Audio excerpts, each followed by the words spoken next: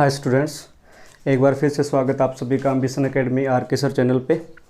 और अपना टॉपिक अपने स्टार्ट किया था एलिगेशन का। ठीक है, तो एलिगेशन में देखो हमने कुछ एक टाइप भी किए थे, है ना। दो टाइप में भी अपन ने कर लिए थे एलिगेशन में। एलिगेशन का मतलब आप सभी को समझाया भी था मैंने, क्या बोलते हैं, परमिश्रण, है ना, यानी मिलावट। और कैसे करते हैं, तो जैसे फर्स्ट टाइप अपना क्या था, तो आपको बताया था मैंने कि दो अलग अलग क्वालिटी की चीज़ें लेके कोई तीसरी क्वालिटी की चीज़ बनाते हैं, तो उसमें क्या लगता है, एलिगेशन लगता है। ठीक है, तो वो फर्स्ट टाइप था अपना। उसके बाद सेकंड टाइप यदि अपन ने बात करें, तो हमने बात की थी क्या, तो आपको बताया था कि उनमें से क्या करेगा, वो किसी एक चीज़ की क्वांटिटी यानी मात्रा देगा और दूसरे की अपन ने पूछ लेता है। ये अपन ने पिछले वीडियो में डिस्कस कर चुके हैं। ठीक है, तो देखो जैसे पिछले वीडियो में बात करूं तो यहाँ से ये चीज़ था, जैसे आपको ऐसे बोल दे कि एक तो है ना 75 रुपीज़ पर किलोग्राम के चावल हैं जैसे, है ना, दूसरे कोई है जैसे आपको बोल दे कि 50 रुपये पर किलोग्राम के चावल हैं। ठीक है, तो इन दोनों को किस रेशियो में मिक्स करें कि 60 रुपये प्रति किलोग्राम के चावल बन जाए, है ना। तो फिर क्या करते हैं, एलिगेशन लगना, है ना। एक संख्या हमेशा इससे बड़ी मिलेगी, दूसरी इससे छोटी। ये अपना फर्स्ट टाइप था। उसके बाद किसी एक चीज़ की इसकी मात्रा दे देता है, इसकी पूछ लेता है, वो अपना सेकंड टाइप था। ठीक है, अब देखो टाइप थर्ड यदि मैं बात करूँ ना, तो क्या होगा अपना, तो ये जो चीज़ें हैं ना सारी की, जैसे जैसे टाइप फर्स्ट में हम पढ़ चुके हैं कि ये भाई 75 रुपीज़ पर किलोग्राम के, ये 50 रुपये पर किलोग्राम के, है ना, और ये बनाना चाहता है वो। लेकिन अब की बार टाइप थर्ड में वो क्या करेगा, ये चीज़ नहीं देता आपको कि, है ना, डायरेक्ट आपको ये नहीं देता कि 60 रुपये प्रति किलोग्राम के चावल बन जाएं, है ना। वो आपको बोलता है यहाँ पे सेलिंग प्राइस, है ना। जैसे आपको ऐसे बोलेगा कि परिणामी चावल को, है ना, परिणामी चावल को इतने रुपये प्रति किलोग्राम में बेचने पर इतने % का लाभ या हानि हो। ठीक है, तो देखो यहां से क्या देगा अपने को, विक्रय मूल्य, है ना, विक्रय मूल्य देगा। तो टाइप थर्ड यदि हम बात करें, तो टाइप थर्ड वही पढ़ने वाले हैं अपन ने कि एसपी पे बेस्ड क्वेश्चन अपने को दे दे, है ना, यानी विक्रय मूल्य पे आधारित क्वेश्चन अपने को दे दे, तो कैसे करते हैं। ठीक है, तो एसपी पे बेस्ड क्वेश्चन यदि अपने पास आ जाए तो कैसे करते हैं, वो अपन ने आज डिस्कस करने वाले हैं। ठीक है, तो टाइप थर्ड देखो यहाँ पे यदि मैं बात करूँ टाइप थर्ड, ठीक है, तो टाइप थर्ड में क्या पढ़ेंगे, एसपी पे बेस्ड, है ना, यानी विक्रय मूल्य पर आधारित क्वेश्चन अपने पास जैसे आ जाए एलिगेशन में। कैसे, जैसे मैं आपको बताता हूं, एक क्वेश्चन यहाँ पे चर्चा करते हैं। जैसे इसने बोला है कि 80 रुपये प्रति किलोग्राम वाले चावल में, है ना, क्वेश्चन क्या दिया इसने, 80 रुपये प्रति किलोग्राम वाले चावल में, यानी ये किसी एक चावल की क्या दे दी अपने को, क्वालिटी यानी गुणवत्ता दे दी, है ना। 80 रुपये प्रति किलोग्राम वाले चावल में 30 रुपये प्रति किलोग्राम के चावल, है ना, यानी ये क्या दे दी, दूसरे चावल की क्या दे दी, क्वालिटी दे दी यानी गुणवत्ता दे दी, है ना।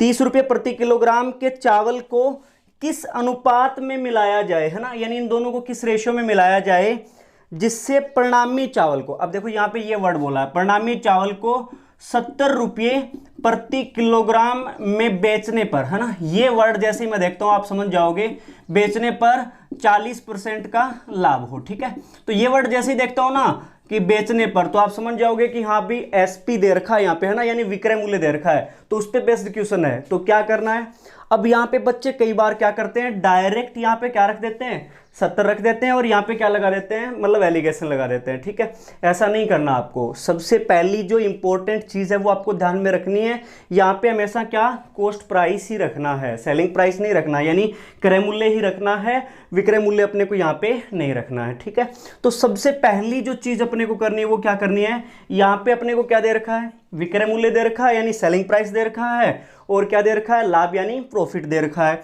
तो सबसे पहली चीज आपको क्या करनी पड़ेगी, यहाँ पे आपको कोस्ट प्राइस निकालना पड़ेगा इन दोनों से, यानी क्रय मूल्य निकालना पड़ेगा, है ना। तो उसके लिए डायरेक्ट फॉर्मूले से भी कर सकते हैं, नहीं तो अपना सारा का सारा जो सिस्टम करने वाले हैं वो फ्रैक्शन मेथड से करेंगे। जैसे परसेंटेज पढ़ेंगे, प्रॉफिट एंड लॉस पढ़ेंगे, डिस्काउंट पढ़ेंगे, वो सभी किससे पढ़ने वाले अपने, आप बोल सकते हो कि हाँ फ्रैक्शन मेथड से पढ़ने वाले हैं। ठीक है, तो फिर अपने यहाँ पे भी फ्रैक्शन से ही करके देखते हैं एक बार, है ना। तो जैसे 40% है ना, इसको सबसे पहले काम आप क्या करो, फ्रैक्शन में चेंज करो, यानी भिन्न में तोड़ो। तो 40%, और परसेंट का मतलब हमेशा क्या होता है, बटे में 100। ठीक है, अब 20 से कैंसिल हो रहे हैं, 20 दूनी 40 और 20 पंजे 100, तो ये फ्रैक्शन आ गया मेरे पास, कितना आ गया, 2/5। ठीक है, अच्छा अब 40% का लाभ बोला था ना इसने, तो हमेशा आपको पता है कि लाभ या हानि जो होता है ना, यानी प्रॉफिट और लॉस जो होता है वो हमेशा किस पे होता है, कॉस्ट प्राइस पे होता है, यानी क्रय मूल्य पे होता है। ठीक है, तो नीचे वाले को हमेशा क्या मानूंगा मैं, सीपी यानी कॉस्ट प्राइस मानूंगा, यानी क्रय मूल्य मानूंगा। ठीक है, तो यानी 5 रुपये यदि मेरा क्रय मूल्य है तो उस पर 2 रुपये का मेरे को क्या होता है, लाभ होता है, यानी प्रॉफिट होता है। ठीक है, तो विक्रय मूल्य कितना होगा? तो देखो सीधी सी बात है, जब आप किसी चीज को कम में खरीद के ज्यादा में यदि सेल करते हो ना, तभी आपको प्रॉफिट होता है। ठीक है, तो कोई चीज आपने 5 रुपये में खरीदी, 2 का आपने लाभ कमाया, तो कितने में बेचोगे? ऑब्वियसली आपको कितने में बेचना पड़ेगा? 7 रुपये में बेचेंगे। ठीक है, तो देखो यहां से एसपी कितना आ गया अपने पास? 7 पार्ट आ गया। ठीक है, तो देखो एक, अब ये जो एसपी है ना, ये एक्चुअल में कितने के बराबर दे रखा है? 70 रुपये के, है ना। तो आप बोल सकते हो कि 7 भाग जो है ना वो बराबर है कितने रुपये के? बराबर है 70 रुपये के। तो एक भाग कितने के बराबर हो जाएगा? तो 70/7 यानी कितने के बराबर हो जाएगा? 10। और आपको निकालना है क्रय मूल्य, तो वो कितने के बराबर है? 5 के बराबर। ठीक है, तो 1 के बराबर यदि 10 है तो 5 के बराबर कितना हो जाएगा? तो 10 5 50। ये अपना क्या आ गया? क्रय मूल्य आ गया। ये यहाँ पे रख देते हैं और इसमें एलिगेशन लगाते हैं। ठीक है, अब वही सिस्टम, एक संख्या इससे बड़ी दूसरी इससे छोटी। ठीक है, तो 80 में से 50 माइनस किया तो कितना आ गया? यहाँ पे 30 आ गया। ठीक है, और 50 में से 30 माइनस किया तो यहाँ पे कितना आ गया? 20। अब रेशियो का मतलब क्या होता है? Shortest form. तो रेशियो क्या आ गया अपने पास? 2:3 आ गया। ठीक है, तो सभी को शायद समझ में आ गया होगा, क्योंकि वही चीजें हैं, बार बार वही सारी की सारी चीजें। ठीक है, तो समझ में आ गया होगा शायद ये सभी को। ठीक है, चलो अब देखो एक बार फिर से मैं आपको रिपीट कर रहा हूँ यही क्वेश्चन एक बार, है ना। जैसे इसने बोला है कि 80 रुपये प्रति किलोग्राम वाले चावल में 30 रुपये प्रति किलोग्राम वाले चावल को किस अनुपात में मिलाएं जिससे परिणामी चावल को 70 रुपये प्रति किलोग्राम में बेचने पर 40% का प्रॉफिट हो। ठीक है, तो सबसे पहली चीज आपको क्या करनी है? आपको ध्यान में रखना है कि एसपी दे रखा है यानी विक्रय मूल्य दे रखा है। आपको क्या काम करना है? यहां से कॉस्ट प्राइस निकालना है ना। उसके लिए क्या, जैसे परसेंटेज दे रखा है उसको आप फ्रैक्शन में चेंज कर लो, है ना। 40% हो तो 40% का मतलब क्या होता है? बटे में 100 तो होता है ना, तो 40/100 यानी कितना आ गया? फ्रैक्शन 20 से कैंसिल किया तो 2/5, है ना। तो और आपको पता है कि प्रॉफिट या लॉस यानी लाभ या हानि जो भी होता है वो हमेशा किस पे होता है? कॉस्ट प्राइस पे यानी क्रय मूल्य पे। तो नीचे वाले को हमेशा क्या मानेंगे? क्रय मूल्य, है ना। यानी 5 यदि क्रय मूल्य है तो उस पे 2 का क्या होता है? लाभ। तो कोई चीज 5 में खरीदा, 2 का लाभ कमाया, तो कितने में बेचेंगे? 7 में बेचेंगे, है ना। तो एसपी कितना हो गया? 7 भाग हो गया। ठीक है, और वो एसपी एक्चुअल में कितना दे रखा है? 70। तो आप बोल सकते हो 7 भाग है ना वो इक्वल है कितने के? 70 रुपये के। एक भाग कितने के बराबर हो जाएगा? तो 10 के बराबर हो जाएगा। और 5 भाग कितने के बराबर? तो 10 5 50 रुपये हो जाएगा। ठीक है, ये यहाँ पे रख देते हैं और यहाँ पे क्या कर देते हैं? एलिगेशन लगा देते हैं। ठीक है, तो 80 में से 50 माइनस किया 30 और 50 में से 30 किया तो 20। 1 0 से 1 0 कैंसिल कर दिया। रेशियो क्या आ गया? 2:3 आ गया। तो ऑब्वियसली शायद सभी को समझ में आ गया होगा कि मैं क्या बताना चाह रहा हूं। ठीक है, कोई दिक्कत नहीं इसमें। चलो एक क्वेश्चन और यहां पे अपन डिस्कस कर लेते हैं सेम इसी टाइप का। तो देखो यहां पे क्वेश्चन उसने क्या दिया है? उसने बोला है, अब की बार जैसे दिया है क्वेश्चन में क्या कि यहाँ पे आपको बोला है बस वही है कि नंबर्स ये जो है ना संख्याएं ये चेंज होती रहती हैं, बाकी टाइप सेम रहता है, थोड़ी सी लैंग्वेज चेंज करता रहता है, बाकी कुछ खास नहीं इनमें। ठीक है, तो देखो क्या बोला इसने बोला है कि 192 रुपये प्रति किलोग्राम, है ना। अब की बार ये जो पहली क्वालिटी दी है ये कौन सी दी है? 192 रुपीज पर केजी। ठीक है, यानी 192 रुपये प्रति किलोग्राम वाले चावल में, ठीक है, वाले चावल में 150 रुपये प्रति किलोग्राम वाले, ठीक है, 150 रुपये प्रति किलोग्राम वाले दूसरे चावल की क्वालिटी दे दी है ना, वाले चावल को किस अनुपात में मिलाया जाए, है ना, किस अनुपात में मिलाया जाए जिससे, इसने बोला है जिससे परिणामी चावल को 194.40 रुपये में बेचने पर, है ना, 194.40 रुपये में बेचने पर इसने बोला है कितने परसेंट का? 20% का लाभ हो, 20% का लाभ हो, ये क्वेश्चन बोला है। ठीक है, 20% का लाभ हो। ठीक है, तो देखो इसने बोला है कि 192 रुपये पर केजी वाले चावल में 150 रुपये पर केजी वाले चावल को किस रेशियो में मिलाया जाए जिससे जो परिणामी जो चावल है ना उसको 194.40 रुपये में बेचने पर 20% का लाभ हो। तो देखो जैसे ये वर्ड मैं देखता हूं तो आपको समझ में आ जाता है, यहाँ पे तुरंत दिमाग में स्ट्राइक करता है कि हाँ भाई क्या दे रखा है? एसपी दे रखा है ना। तो सबसे पहली चीज आपको क्या करनी है, यहाँ पे क्या करना, आपको कॉस्ट प्राइस निकालना पड़ेगा। ठीक है, और वो कैसे निकालते हैं? तो वही चीजें क्या, इसको पहले फ्रैक्शन में चेंज करो, तो 20% है, परसेंटेज का मतलब बटे में 100, है ना, तो 20/100 तो कितना हो गया? 20 से कम 20, 20 5 100, 1/5। ठीक है, अब आपको पता है कि लाभ या हानि हमेशा किस पे होता है? तो क्रय मूल्य पर, तो नीचे वाले को क्या मानेंगे, क्रय मूल्य, है ना। यानी 5 यदि कॉस्ट प्राइस है तो उस पर 1 का क्या होता है, उससे प्रॉफिट होता है यानी लाभ होता है, ठीक है। तो 5 क्रय मूल्य तो 1 का लाभ, तो कितने में बेचेगा, तो सीधी सी बात है, कोई चीज 5 में खरीदी, 1 का मैंने लाभ कमाया तो कितने में बेचूंगा, 6 में बेचूंगा, है ना। तो एसपी कितना हो गया अपने पास, 6 भाग हो गया, ठीक है। और वो एसपी है ना 6 भाग, वो एक्चुअल में मेरे को दे रखा है, कितना दे रखा है, 194.40, ठीक है। तो 6 भाग के बराबर है 194.40, तो 1 भाग के बराबर कितना भी, तो 194.40 बटे में 6, है ना, ये कर देते हैं, ठीक है। अब देखो ये 6 से शायद कैंसिल हो जाता है, क्या हो गया, 6 तिये 18, 6 दूनी 12, 6 चौके 24, कितना आ गया, 32.40 आ गया, ठीक है। अब देखो 1 भाग के बराबर ये है और अपने को क्या चाहिए, कॉस्ट प्राइस, तो वो कितने के बराबर है, 5 भाग के बराबर है। तो 1 के बराबर यदि ये है तो 5 भाग के बराबर कितना होगा, तो 32.40 गुणा में 5 कर देता हूं मैं, ठीक है। तो देखो यहाँ पे 0, 5 चौके 20, 0, 2 के बाद दशमलव होती है, कैंसिल करो, है ना। अब देखो 5 दूनी 10 और 2 12 और 5 से 15 और 1 16, कितना आ गया, 162 रुपये पर केजी आ गया, ठीक है। ये यहाँ पे रखना है अपने को, ये कॉस्ट प्राइस आ गया और ये यहाँ पे रख दो और इसमें क्या लगा दो, एलिगेशन लगा दो, ठीक है। तो एक संख्या इससे बड़ी है तो 192 में से 162 माइनस किया, कितना बच गया, 30, है ना। और 162 में से 150 माइनस किया, कितना बच गया अपने पास, 12, है ना। 6 से कैंसिल हो रहे हैं दोनों, 6 दूनी 12 और 6 5 30, ठीक है। तो किस रेशियो में ऐड करना पड़ेगा दोनों को, तो 2:5 में ऐड करना पड़ेगा। तो शायद सभी को समझ में आ गया होगा, ये कोई बड़ी बात नहीं है, वही सारी की सारी चीज़ें अपने को क्या करना है, यहाँ पे एसपी दे रखा है इसने, सबसे पहले क्या करना पड़ेगा आपको, कॉस्ट प्राइस निकालना पड़ेगा, ठीक है, यानी क्रय मूल्य निकालना पड़ेगा, ठीक है। और जैसे ही क्रय मूल्य आ जाता है वो यहाँ पे रखते हैं और फिर इसमें क्या लगाते हैं, एलिगेशन लगाते हैं अपने। तो शायद सभी को समझ में आ गया होगा, ये कोई वो नहीं है, ठीक है, आराम से। चलो, तो ये था अपना टाइप 3, है ना। मैं ज़्यादा क्वेश्चन नहीं ले रहा हूँ, आप प्रैक्टिस कर सकते हो अपने हिसाब से, ठीक है। तो एसपी पे आधारित है क्वेश्चन, यदि अपने पास आ जाए तो बस सीधा सा यहाँ पे क्या दे देगा, वो विक्रय मूल्य दे देगा, बेचने पर इतने % का लाभ हो या हानि हो। तो यहाँ से क्रय मूल्य निकालो और वो यहाँ पे रखो, बस, और कुछ खास नहीं इसमें, ठीक है।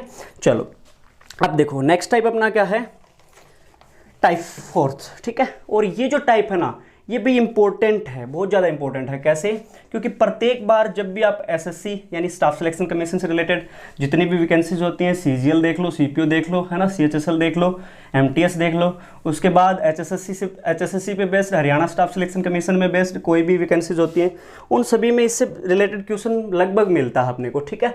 तो देखो क्या उस टाइप को नाम दिया यहाँ पे, क्या आपने, अब वही चीज़ें हैं। एलिगेशन इंपॉर्टेंट इसीलिए है क्योंकि एलिगेशन का यूज हम हर एक चैप्टर में करते हैं, ठीक है। तो एलिगेशन का यूज हम जैसे यहाँ पे करेंगे, अपने मिक्सर में भी करते हैं एलिगेशन का यूज, परसेंटेज में भी करते हैं एलिगेशन का यूज, रेशियो प्रोपोर्शन में भी करते हैं एलिगेशन का यूज, टाइम एंड डिस्टेंस में भी करते हैं, हर एक जगह पे इसका यूज होता है, एवरेज में भी करते हैं, ठीक है। तो इसीलिए एलिगेशन इंपॉर्टेंट है। तो ये जो टाइप है ना अपना, ये यही करने वाले हैं अपन ने, ठीक है। तो यदि अपने पास आ जाए, ये टाइप का नाम दिया मैंने एप्लीकेशन ऑफ एलिगेशन, है ना, application of alligation in mixture, ठीक है, यानी पर मिश्रण का उपयोग किसमें, मिश्रण में, ठीक है। या फिर आप बोल सकते हो मिश्रण में पर मिश्रण का अनुप्रयोग, ठीक है, कैसे करते हैं, ठीक है। तो ये अपने टाइप का नाम दिया। अब देखो यहाँ पे क्वेश्चन कैसे आते हैं, तो इसके लिए मैं थोड़ा सा आपको रिवाइंड करता हूँ, एक बार मिक्सर में लेके जाता हूँ। यदि आपने पीछे वीडियो देखे हैं मिक्सर के, तो उसमें आपको 3rd टाइप जो मैंने करवाया था ना, 3rd टाइप में शायद आपको बताया था कैसे, जैसे आपको वो क्वेश्चन देता है कि क्या, जैसे 2 कंटेनर है अपने पास या 2 बर्तन है, ठीक है, और दोनों बर्तन में जैसे आपको बोल दे मिल्क और वाटर है, जैसे इसमें 3:4 है, इसमें आपको जैसे बोल दे मिल्क और वाटर का रेशियो है क्या, 2:3 है, ठीक है। अच्छा, फिर ये आपको बोले कि ये है ना, जैसे आपको ऐसे भी बोल सकता है कि ये 2 लीटर क्षमता वाला है, ये 3 लीटर क्षमता वाला है, या फिर ये 1 लीटर वाला, ये 2 लीटर वाला, या फिर आपको ऐसे भी बोल सकता है कि इन दोनों को 1:2 में मिलाया जाता है, ठीक है। ये जो बर्तन है इसमें दूध और पानी का अनुपात है 3:4, दूसरा जो बर्तन उसमें क्या है 2:3, दोनों को 1:2 में मिलाया जाता है। तो बताइए अंत में, है ना, मिल्क और वाटर का रेशियो या फिर मिश्रण में दूध और पानी का अनुपात क्या होगा, ये हमने पढ़ा था शायद, है ना, मिक्सर में। अब देखो ये जो टाइप करने वाला है ना, इसमें थोड़ा सा डिफरेंट क्या है, यहाँ पे आपको क्या करेगा, ये सारी चीज़ें दे रखी थी आपको, है ना, और ये चीज़ पूछ रखी थी। अब की बार वो क्या करेगा, ये चीज़ मिसिंग करेगा, ठीक है। ये चीज़ आपको दे देगा कि आपको ऐसे बोल देगा कि 2 बर्तन में दूध और पानी का अनुपात ये है, ठीक है।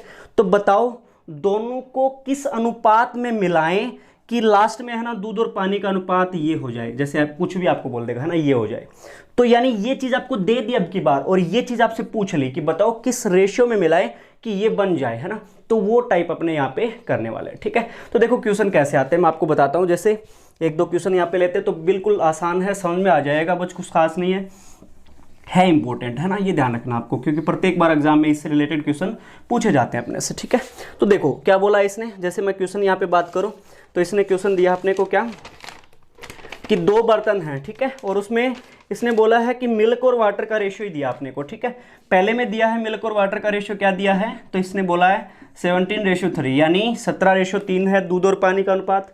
ठीक है, और दूसरे में जो है ना वो दूध और पानी का अनुपात दिया इसने 1:4। ठीक है, और इसने बोला है कि बताओ इन्हें किस अनुपात में मिलाया जाए, यानी इन दोनों को किस रेशियो में मिलाए, यानी ये चीज़ पूछ ली यहाँ पे रेशियो। ठीक है, जिससे परिणामी मिश्रण में, है ना, जिससे परिणामी मिश्रण में ये चीज़ दे दिया इसने कि दूध और पानी का अनुपात कितना हो जाए, 3:2 हो जाए, जिससे परिणामी मिश्रण में दूध और पानी का अनुपात 3:2 हो जाए। ठीक है, क्वेश्चन क्या एक बार फिर से मैं आपको रिपीट कर रहा हूँ कि 2 बर्तन में दूध और पानी का अनुपात क्रमशः 17:3 और 1:4 है। ठीक है, इन्हें किस अनुपात में मिलाया जाए कि परिणामी मिश्रण में दूध और पानी का अनुपात 3:2 हो जाए। ठीक है, तो देखो यानी ये चीज़ आपसे पूछ लिया तो कुछ खास नहीं है, जब भी ऐसे क्वेश्चन आपके पास आ जाए ना कि किस अनुपात में मिलाए कि ये हो जाए, ठीक है, या फिर दोनों में देखो डिफरेंस क्रिएट करना जरूरी है अपने पास। यहाँ पे वो पहले वाले में मिक्सर वाला क्वेश्चन होता था, क्या बोलता है, दोनों को इस अनुपात में मिलाया गया है,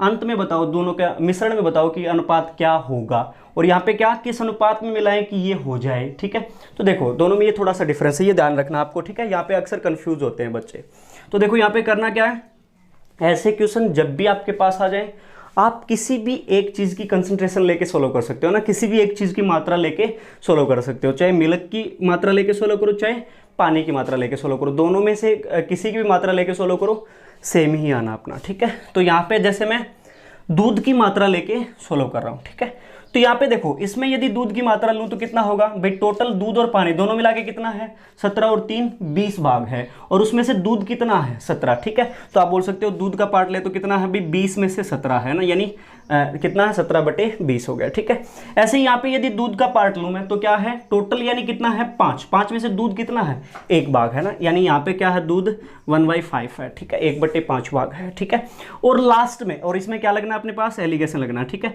और लास्ट में क्या होना चाहिए, टोटल कितना है 3 और 2 5, और उसमें से दूध कितना 3। ठीक है, तो कितना हो जाएगा 3/5 हो गया। ठीक है, अब यदि डायरेक्ट यदि आप यहाँ से एलिगेशन लगा सकते हो कि 17/20 में से 3/5 माइनस कर सकते हो तो बहुत अच्छी बात है। यदि आपके पास अच्छी कैलकुलेशन हो तो आप डायरेक्ट कर सकते हो, नहीं तो क्या करो आप, सबसे अच्छा तरीका क्या रहता है आपके पास जो ये जो है ना हर, ठीक है, ऊपर वाले अंश से नीचे वाले क्या होते हैं हर, किसी भी फ्रैक्शन में ये जो हर है ना इनका आप क्या करो एलसीएम ले लो और उस एलसीएम से मल्टीप्लाई कर दो। तो हर कौन से है 20 है, इसका 5 है और इसका 5, तो 20 5 और 5 का एलसीएम कितना हो जाएगा, तो सभी को पता है कितना हो जाएगा 20 है ना, और उस एलसीएम से सभी को कर दो क्या मल्टीप्लाई कर दो यहाँ पे। ठीक है, एलसीएम से मल्टीप्लाई कर दिया तो देखो यहाँ से जो कैंसिल हो रहा है कैंसिल कर दिया, तो 20 से 20 कैंसिल, ये 5 जो के 20 है ना, ये भी 5 जो के 20, तो ये तो कितना हो गया 17 एकम 17, और ये कितना हो गया 4 एकम 4। ठीक है, और यहाँ पे देखो ये कितना हो गया 4 3 12। अब इसमें क्या लगा दो आप एलिगेशन लगा दो। ठीक है, तो एक संख्या इससे बड़ी है और दूसरी क्या इससे छोटी। ठीक है, तो 17 में से 12 माइनस किया कितना हो गया 5, और 12 में से 4 माइनस किया कितना हो गया 8, तो किस रेशियो में मिलाना पड़ेगा 8:5 में। ये सिंपल सा क्वेश्चन है अपने पास है ना। ऐसे ही आप पानी की मात्रा लेके सोल्व कर सकते हो, कुछ खास नहीं है ना। जैसे मैं यहाँ पे, ये तो क्या था दूध की मात्रा से, दूध की मात्रा लेके सोल्व किया अपन ने। अब पानी की मात्रा लेके यदि मैं सोल्व करूँ ना, ये क्वेश्चन हो गया अपने पास है ना, रेशियो आ गया। ये मैं आपको बता रहा हूँ कि यदि पानी की मात्रा लेके सोल्व करो तो भी वही आना। ठीक है, जैसे पानी की मात्रा लेके सोल्व करो तो यहाँ पे पानी का पार्ट, तो पानी का पार्ट कितना होगा भाई, टोटल यदि 20 है उसमें पानी कितना है 3 भाग है। ठीक है, तो कितना हो गया 3/20। ठीक है, ऐसे ही यहाँ पे आप देखोगे तो टोटल यदि 5 है तो उसमें से पानी कितना है 4 है ना, 4 भाग, तो कितना हो जाएगा 4/5। और यहाँ पे क्या होना चाहिए, तो टोटल यदि 5 है तो उसमें से 2 क्या होना चाहिए पानी, तो कितना हो गया 2/5 है ना। अब वही हरों का एलसीएम लेके मल्टीप्लाई कर दो है ना, तो 20 और 5 का कितना होगा 20, 20 से कर दिया मैंने क्या मल्टीप्लाई कर दिया सभी को 20 से, ठीक है। तो देखो ये तो 20 से 20 कैंसिल, ये कितना हो गया 5 चौके 20, ये भी 5 चौके 20, ठीक है। तो ये कितना हो गया, तो ये तो हो गया कितना 3 एकम 3, ये 4 चौके 16, ठीक है। और ये कितना हो गया, तो 4 दूनी 8, ठीक है। इसमें एलिगेशन लगा दो, तो 16 में से 8 माइनस क्या कितना हो गया 8, और 8 में से 3 किया तो 5, ठीक है। तो रेशियो तो वही आना है ना, सेम 8:5। तो किसी भी चीज़ की आप मात्रा लेके सोल्व कर सकते हो, सेम आना है, कोई प्रॉब्लम नहीं होनी अपने को। तो क्लियर है शायद सभी को। ऐसा क्वेश्चन जब भी आपके पास आ जाए कैसे करेंगे, किसी भी एक चीज़ की मात्रा लेके अपन ने सोल्व करेंगे। तो क्लियरली मेंशन हो गया होगा शायद सभी को, है ना। चलो इसमें कुछ एक क्वेश्चन अपने करके देखते हैं क्योंकि इंपॉर्टेंट है, ठीक है। थोड़ा सा लैंग्वेज का भी फंडा देख लेते हैं इसमें। तो देखो नेक्स्ट क्वेश्चन इसमें यदि मैं करूँ तो इसने बोला है क्या, जैसे कई बार आपको ऐसे बोल देता है वो, ठीक है। मैं आपको बताता हूँ कैसे क्वेश्चन देता है वो। ये जो क्वेश्चन अपन ने करने वाले हैं, नेक्स्ट जो क्वेश्चन करेंगे अपने सारे, वो एसएससी में पीछे जो आपके एग्जाम्स हुए उनमें आए हुए हैं, ठीक है। तो आपको ध्यान रखना, इंपॉर्टेंट भी है क्योंकि रिपीट होते हैं इनमें हमेशा क्वेश्चन, ठीक है। तो देखो क्या बोला इसने, क्वेश्चन में बोला है कि 2 टैंकर हैं, ठीक है। 2 टैंकर हैं और उनमें शराब और पानी का अनुपात दिया है, ठीक है। एक ये टैंकर है, एक ये टैंकर है, जैसे है ना। इसमें शराब यानी वाइन और दूसरा क्या है पानी यानी वाटर। वाइन और वाटर का रेशियो दिया इसने, ठीक है। वाइन और वाटर का रेशियो दिया है। पहले में इसने बोला है कि वाइन और वाटर का रेशियो है 3:2, ठीक है।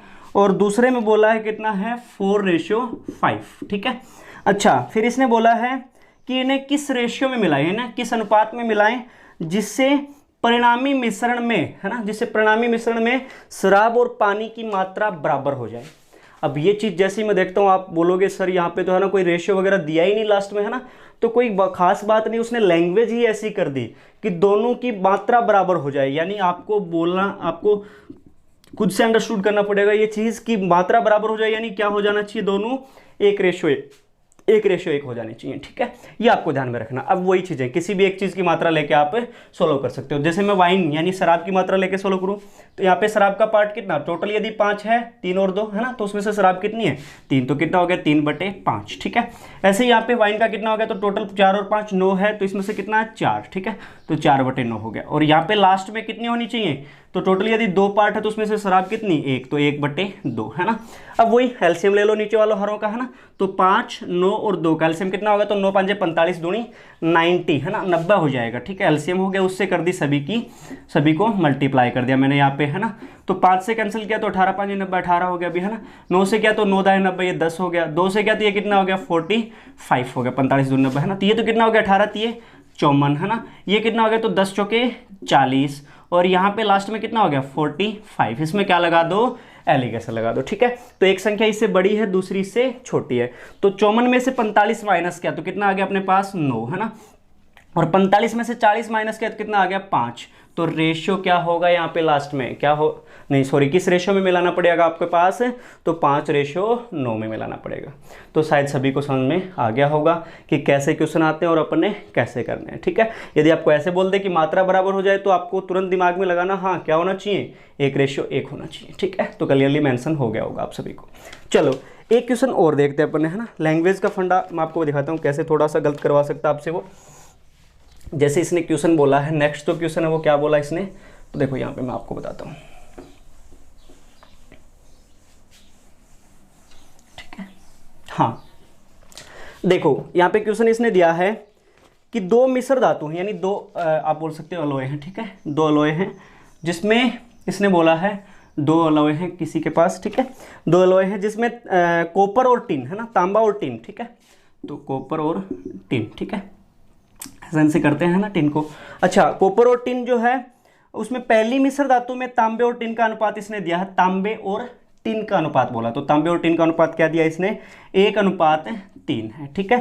फिर इसने बोला है कि दूसरी में तांबे और टिन का अनुपात, है ना, दूसरी जो मिश्र धातु उसमें तांबे और टिन का अनुपात इसने बोला है कितना है 2:5 है, ठीक है। तो उन दोनों मिश्र धातुओं को, है ना, इन दोनों मिश्र धातुओं को किस अनुपात में मिलाएं ताकि नई मिश्र धातु में, है ना, ताकि नई मिश्र धातु में टिन तथा तांबे का अनुपात। अब देखो यहां से कई बार बच्चे क्या कर देते हैं, कॉपर और टिन ये समझ जाते हैं ना। इसने बोला क्या, टिन और तांबे का अनुपात 8:3 हो जाए, तो डायरेक्ट करने लग जाते हैं कई, है ना। क्या इसका भाई क्या होगा, 1/4। ओहो ये तो बहुत आसान है, आराम से आता है, इजीली कर देंगे, है ना। तो ये तो कितना हो गया भाई 1/4, ये 2/7 और ये कितने 8/11 कर देते हैं। नहीं, यहाँ पे देखो इसने क्या बोला है, कॉपर और टिन। यहाँ पे भी क्या बोला है, कॉपर और टिन। यहाँ पे क्या बोल दिया उसने लैंग्वेज में, टिन और कॉपर, उल्टा कर दिया। तो सबसे पहले आपको क्या करना पड़ेगा, इसको कॉपर और टिन के हिसाब से लेंगे, है ना, कॉपर का पार्ट ही लेंगे। ये थोड़ा सा ध्यान में रखना है, कई बार गलती कर जाते हैं अपन, है ना, डायरेक्ट सीधा जल्दबाजी के चक्कर में। तो देखो यहाँ से जैसे किसी भी एक चीज़ की मात्रा लेके सोल्व कर सकते हैं। तो जैसे मैं कॉपर की मात्रा लेके सोल्व करूँ तो यहाँ पे क्या होगा, कॉपर का भाग कितना होगा, तो टोटल 3 और 1 4 है, तो इसमें से कॉपर कितना है 1, तो कितना हो गया भाई 1/4, ठीक है। ऐसे ही यहाँ पे देखो टोटल कितना है 5 और 2 7, ठीक है। तो उसमें से कॉपर कितना है 2, तो कितना हो जाएगा 2/7, ठीक है। और लास्ट में कितना होना चाहिए, तो टोटल कितना 8 और 3 11, उसमें से कॉपर कितना है 8 नहीं है, कितना है 3, ठीक है। तो कितना होगा 3/11, ठीक है। अब वही एलसीएम लेते हैं ना। और मैथमेटिक्स जो होता है ना, वो थोड़ा सा आपका अंडरस्टैंड का तरीका होता है, और कैलकुलेशन आपको छोटा करना है धीरे धीरे, ठीक है। अब जैसे यहाँ पे क्या करते हैं बच्चे, जैसे कई बार यहाँ पे एलसीएम लेते हैं ना, क्या बताया था मैंने, आप यहाँ पे एलसीएम लो, ठीक है, 11 का 7 का और 4 का, ठीक है। तो बच्चे क्या करते हैं यहाँ पे उलझे रहते हैं, हाँ भी एलसीएम लेना है ना, एलसीएम लेना, तो क्या करते हैं वो पहले 11 का 7 का 4 का क्या करते हैं मल्टीप्लाई करते हैं, फिर उन्हीं चीज़ों को फिर इन्हीं से काटते हैं। इससे अच्छा क्या है, आप खोल के लिख लो, है ना। जैसे 2 चीज़ों को मल्टीप्लाई करके लिख दो सीधा ही, है ना। तो 11 मैं डायरेक्ट यहाँ पे लिख देता हूँ कि एलसीएम क्या है ना, 11 7 और गुणा में 4, है ना। ऐसे यहाँ पे लिख दिया 11 गुणा 7 गुणा 4, है ना। ऐसे यहाँ पे लिख दिया 11 गुणा 7 गुणा 4, भाई यही तो आना एलसीएम, ठीक है। तो देखो ये मैं समझाने के लिए है, बाकी आप खुद से अंडरस्टैंड कर सकते हो। 4 से 4 कैंसिल, 7 से 7 कैंसिल, 11 से 11 कैंसिल। नहीं तो आप क्या करते, पहले मल्टीप्लाई करते फिर उसको डिवाइड करते, बेवजह ही आप टाइम वेस्ट कर रहे हो, है ना। तो अब यहाँ पे देखो कितना आसान हो गया, ये कितना हो गया 11 सा 77, है ना, 11 7 77, ठीक है। ये कितना हो गया, तो 11 चौके 88, है ना। तो 11 चौके कितना हो गया 88 हो गया, ठीक है। और सॉरी, है ना, ये कितना है 2/7 पार्ट है, ठीक है। और क्या है अपने पास 11 गुणा 7 गुणा 4 एलसीएम है, ठीक है। तो 11 चौके 88 दूनी, है ना, ये हो गया 88 दूनी हो गया कितना, तो आप बोल सकते हो 2 8 16 6, 2 8 16 और 1 17, 176 भाग हो गया, ठीक है। और ये कितना हो गया 7 चौके 28 और ये कितना हो गया अपने पास 7 चौके 28 और 28 ये कितना, तो आप बोल सकते हो कितना 84 हो गया, ये पार्ट कितना हो गया 84, ठीक है। सॉरी ये 11 चौके 44 दूनी 88, है ना, सॉरी ये मैंने कैलकुलेशन में थोड़ा सा मिस्टेक कर दिया, 11 चौके 44 दूनी 88, ठीक है। अब देखो यहाँ पे एलिगेशन लगाते हैं, ठीक है। तो क्या 88 में से 84 माइनस कितना आ गया 4, और 84 में से 77 माइनस कितना हो गया 7, ठीक है। तो कितना आ गया 4:7 आ गया, ठीक है। ये आपको ध्यान रखना है, कई बार ऐसे ही मिस्टेक हो जाती है बहुत बार, है ना। 11 चौके 88 कर रहा हूँ मैं भी बार बार, है ना। तो 11 चौके 44 होते हैं, 44 दूनी 88 होते हैं। चलो तो ये समझ में आ गया होगा शायद सभी को, ठीक है। तो आपको कोई प्रॉब्लम नहीं होनी चाहिए। अब इसमें एक जो अच्छा क्वेश्चन पूछा गया है इसी टाइप में, वो अपन ने कल डिस्कस करेंगे, और डायरेक्ट यदि शुद्ध मात्रा दे दे वो भी कल करेंगे, है ना। तो पहले आपको क्या करना है एक बार कि जैसे ये जो वीडियोज़ यदि आपको पसंद आते हैं, और साथ में जैसे रिव्यू दिया करो कि हाँ भाई सर इसमें ये गलती है, ये वॉइस वगैरह क्लियर नहीं आ रही, या फिर कुछ ऐसा जो भी मेंशन आपको करना हो तो नीचे कमेंट बॉक्स में आप कर सकते हो, ठीक है। तो इसमें आपको ध्यान रखना है। तो आज इतना ही करते हैं, थैंक यू वेरी मच।